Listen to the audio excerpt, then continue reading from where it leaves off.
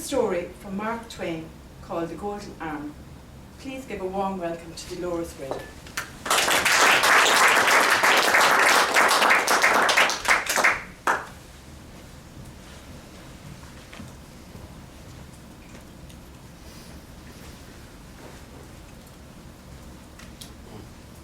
Mr. President, Madam Toastmaster, fellow Toastmasters, guests.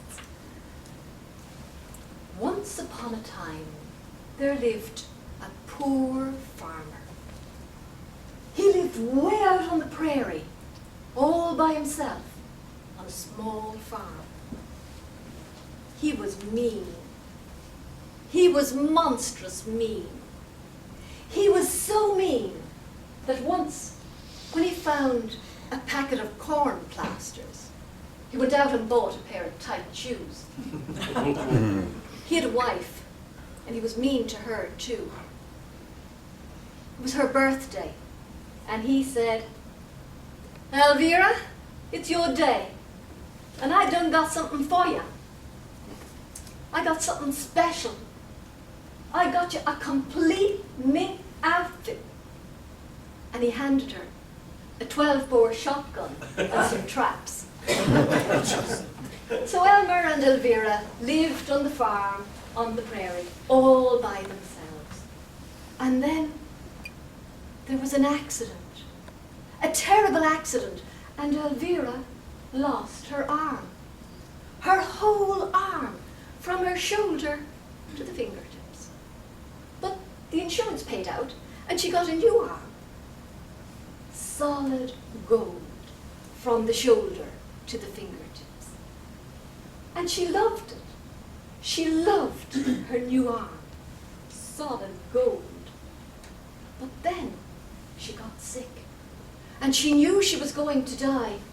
And in bed at night she'd say, "Elma, I'm going to die, and I love my golden arm, and I want you to bury me with my golden arm.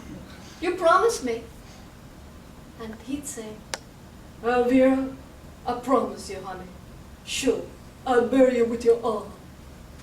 And every single night it was the same thing. "Elma, you promised me I love my golden arm. You bury me with my arm." And he'd say, "Elvira, sure, you and the arm, I'll bury you." And that's what happened. Elvira died, and he buried her. He buried her with her arm. But Elmer was heartbroken without Elvira. He couldn't cope. One-armed Elvira had done all of the housework, and now nobody did it. The house got filthier and filthier. The dishes piled up in the dirty sink, and the flies buzzed around the kitchen. The cobwebs grew in the corners, and a smell developed, a rank odor of dirt and decay. Farming wasn't going so well either. Elmer couldn't cope. He was down, he was depressed. He stopped paying attention to the cows and they died. And then the bank took the tractor.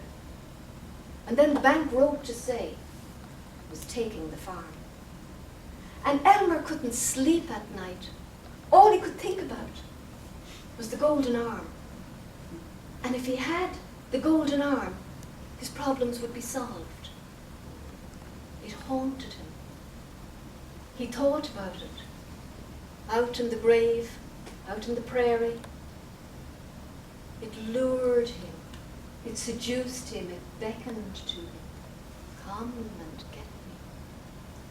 And then, one night, just like this night, wild and stormy and snowing, at midnight, he can't stand it anymore. So he gets up out of bed and he gets the lantern and he limps downstairs. Those tight shoes did a lot of damage. And he gets to the barn and he takes a pick and an axe and a shovel and a spade. And he takes the lantern and he goes out to where the grave is. And the wind is blowing, and the snow is biting into his face. and he puts down the lantern at the headstone. And the ground is frozen, so he takes the pick and he raises it up, and there's a shadow cast by the lantern, and on the snow it looks as though there's a monster trying to open the grave. But he wants that golden arm, so he takes the pick and he smashes down onto the ground, and he breaks the ground, and he gets the shovel and he begins to dig. And he digs, and it's hard, but it gets easier. The ground gets softer, and then there's a thud of metal on wood. He's hit the lid of the coffin, and that sound frightens him. He never heard a sound like that before. But he wants that golden arm, so he keeps digging, and he clears it, and then he gets down there, and he opens the coffin, and he lifts the lid, and there it is, the golden arm. And he takes it out, and as quickly as he can, he fills the grave and covers it over, and the snow is coming down really fast. And soon it's all white again. Nobody would know that the grave was disturbed. So he takes the arm, the lantern, and the tools, and he heads off, back from the grave, to the farmhouse. And the wind is howling. And as he goes along, he listens. He hears something. In the wind, there's a voice. Ooh, who's got my golden arm? Lord, save us! And he rushes on, and the wind blows out the lantern, and he drops it. And now he's in the pasture, and he's knee deep in the snow. His heart is pounding. He's terrified.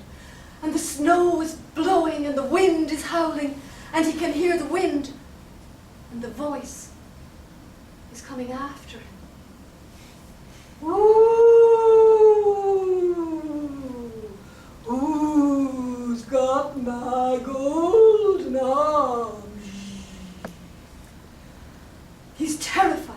And he gets as far as the house, and he gets inside, and he closes the storm door, and then he, trembling, closes the bolt on the front door, and he gets up the stairs, and he gets into bed, and he pulls the blankets up over him, and he covers his head and his ears, and he lies there. But he can hear the voice, and it's coming closer. Ooh, who's got my golden arm? And then he hears the screen door opening. And he hears the front door opening. It's in the house. And then